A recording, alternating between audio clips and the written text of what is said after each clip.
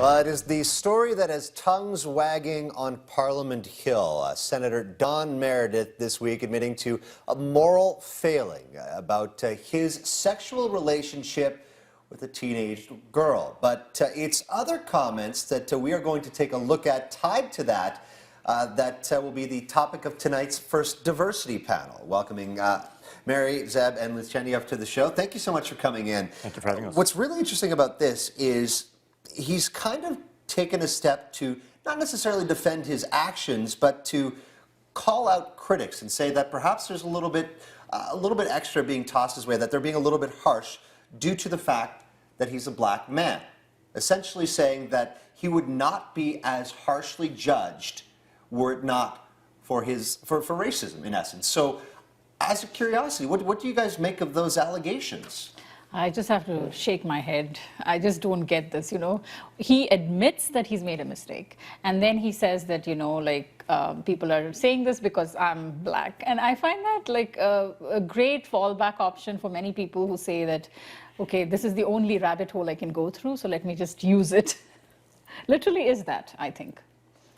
Yeah, you know, I would agree with that. I think, not to downplay the fact that, you know, as a black man in Canada, he has gone through racism, and that's probably might be true, and I don't want to downplay that fact, but to use it in this context, it does seem very self-serving, and it's not good for the people who are actually undergoing racism and systemic discrimination, you know, every day. It kind of it dilutes it a little bit when you use it in this kind of context, and then people who actually go through this, you know, on an everyday basis, it kind of ruins it for them because then they can't use that out, right, for themselves.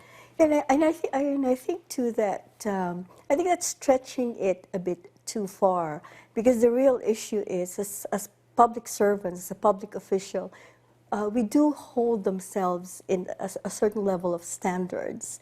High ethical standards, because they are role models for the country, and so playing the racial card, and I agree with him that it's true, there might be some elements of it, but it might really be stretching a bit too far, because the issue is it's an ethical issue. I think that's one where we should focus more. No, for sure. He's admitted to, as we mentioned, his quote-unquote moral failing in this. That begs the question then, because I don't think that any of us would doubt that there might be a slight difference in terms of the perception if Don Meredith was white. So the question becomes, when do you think that it's apt to be able to perhaps suggest that, you know what, that the color of my skin might be a factor in what's going on? Or is there an occasion where that would be just to play that card? There are lots of situations where you can say that, you know, this is racism, and like, you know, especially if you're laid off for no reason. If there is some situation in your workplace that, you know, you see that, you know, you're being targeted for no clear reason, stuff like that.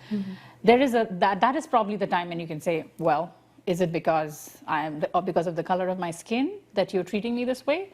Because you're not treating other colleagues similarly.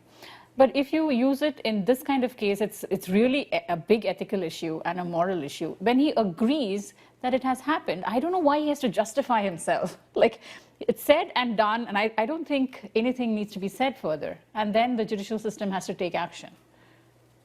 Yeah, and, you know, I agree. In this case, it seems like a bit of a deflection. I think if you're targeted unfairly, and if you don't have an idea what's going on, in this case, I think it's pretty clear what went on, and he's getting a lot of attention for it.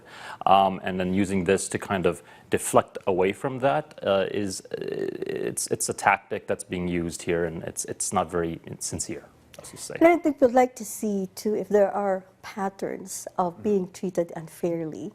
Is something that we need to find out. I mean, if he's saying that, he also has to provide evidence or say something that I've been experiencing this pattern of unfair treatment.